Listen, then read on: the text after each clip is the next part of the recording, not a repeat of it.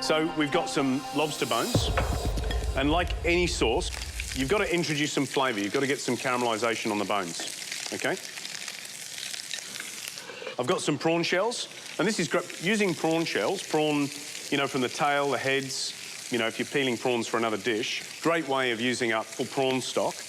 So we've got to give that a little bit of time just to brown off. You're browning these pieces off, again, caramelising the sugars and getting those nice toasty, roasted crustacean flavours. You don't want to burn it, you want to brown it. I'm going to put in the vegetables after this has been roasting for about 4 or 5 minutes. Plenty of garlic, plenty of shallots, and a good amount of carrot as well, because you get plenty of sweetness from the carrot. So the fennel. How does this compare to the blue team's shrimp essence that you made so far? Poe? I don't want to sound like a smartass, but this is actually how I would have done it. But I wasn't in charge of the sauce, so... Yeah, but why didn't you do it then? Because I was delegated a task and I did what I was asked. All right, interesting. OK, so bay leaves, a couple of star anise, and then also a few peppercorns and crushed coriander seeds go in. And a bit of thyme, all right? Quite generous. Now, next stage, brandy. And the thing about using brandy, and everybody goes wild over this, but you need to flame the brandy to burn off the alcohol, technically. If it doesn't flame, it doesn't matter.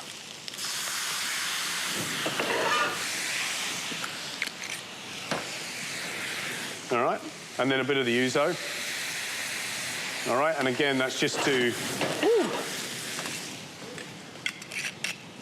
And the flame will go out naturally when the alcohol's burnt off. Next up, the stock, and I'm using a chicken stock. That's going to come up to the boil. I've got some fresh tomatoes that I've just taken the seeds out of.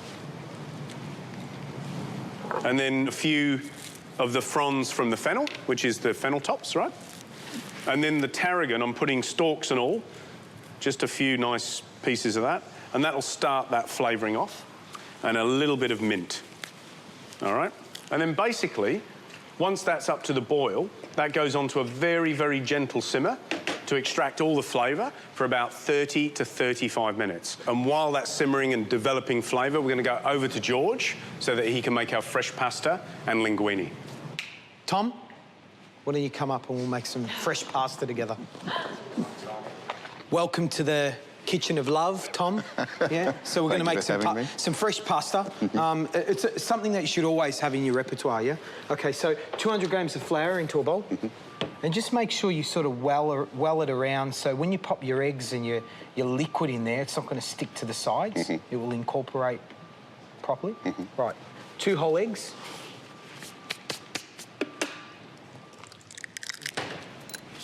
One egg yolk. A little pinch of salt. OK, and a little drizzle of olive oil.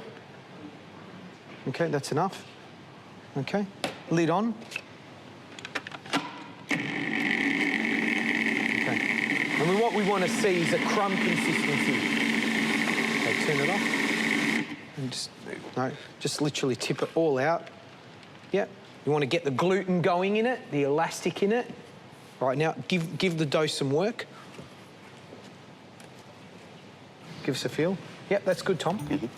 Right, next step is to roll the pasta out, OK, and create linguine.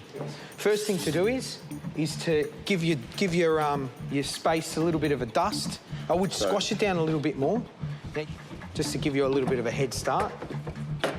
OK, that should be enough. And start putting that through. Okay. Now, at that point, pull it out, stretch it out. Just give it a light rub with some of that flour, OK? And then just fold it into each other, and then one more. And then what we're going to do is we're going to turn the dough, and we're going to start working it that way. And then again, we're going to turn it, and we're going to keep doing that, and it's going to get the gluten going, all right? Guide it. You need to guide it. That's it. So at this point, we've got a really nice texture. This is what the thickness of the linguine that we wanted at, OK? So we make sure we floured each side. It's got a good amount of flour so it doesn't stick to our machine. Now we're going to actually put it through and make our linguine shape.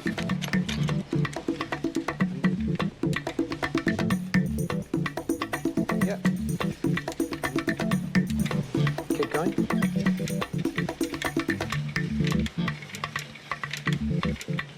Great. Then,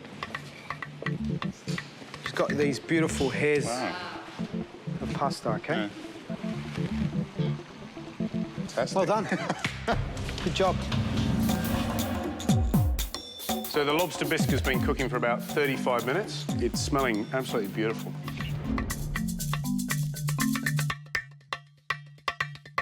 So I'm just going to put the cream in now, which is the last part, and bring it back to the boil and simmer for about 3 minutes. Once the bisque has come back to the boil with the cream in, I'm just going to put a few more of those fresh, soft herbs in, so the tarragon, the mint and the chervil.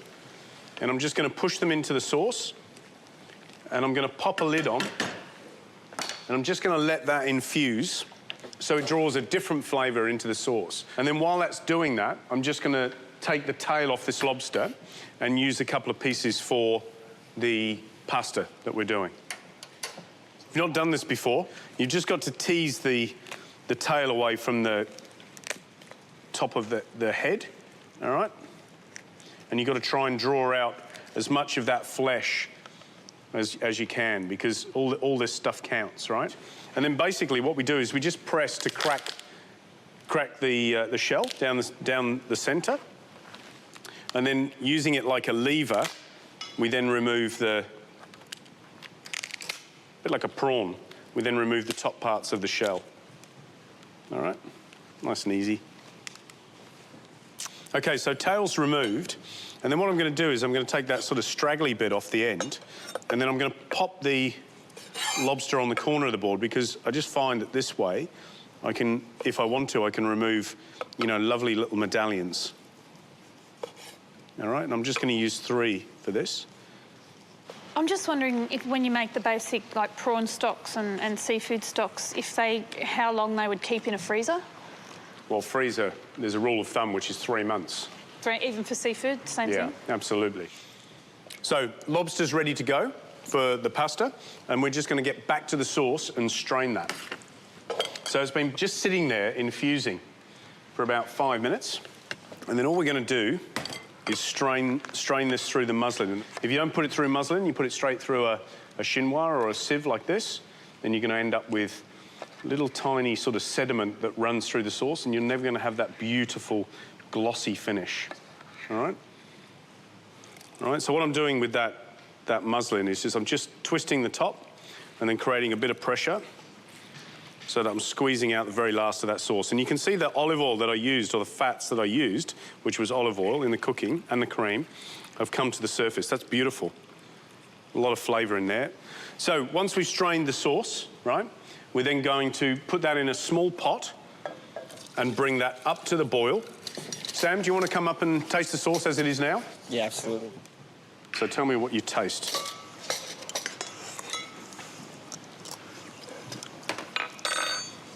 Wow. Yeah, you can definitely taste there's a huge sort of seafood, shellfish flavour in it. You can definitely taste the tarragon. Yep. It's just a huge amount of depth in it. Yeah, it does, doesn't it? Now, what I'm doing here is I'm just warming up a spoon. I'm just going to pour in a little bit of brandy, and I'm just going to flame it. I'm going to throw that. It seems really silly, doesn't it? It's such a small amount, but we've got a tiny bit of sauce in there. See, it's just flaming now? Yep. Yep. See that? I can see that. Watch this. Now taste it. Change it again? Yeah, absolutely. It does, doesn't it? It really. All right. You like that, don't you? Yeah, can I take the pot? No. OK, Sam, stop eating the sauce and get back. Right. Our pasta, and we just pop that in. And I've put a little chinois in there, into the water, so I can catch it all. I don't need to take the pot to the sink, strain the water out, blah, blah, blah. These only take, 30 seconds. All right? Now, I've got some of the sauce that Gary gave me, and it's reduced down a little bit more, so it gives it a nice coat, a nice glaze. Strain it well. We don't want to put water into our sauce. All right. A little drizzle of olive oil. And we'll just give that a nice toss. And we've got this beautiful, rich, flavoursome pasta. Now, we get some of the little shredded bits of lobster. Goes in there. And again, just make sure it's all incorporated. Nice little medallions that Gary's just popped on the plate. And then on to the, okay? And we just pull that out like that. And it just holds up beautifully. Then just make sure you get some of these little bits of lobster on there. Okay, so where we're at is that sauce, Sam, has been corrected, flamed a little bit of brandy into it.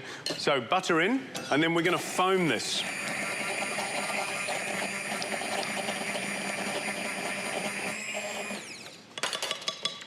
Now remember, what the butter does is add that little bit of, you know, smoothness in your mouth, you know, it rounds off all those flavours.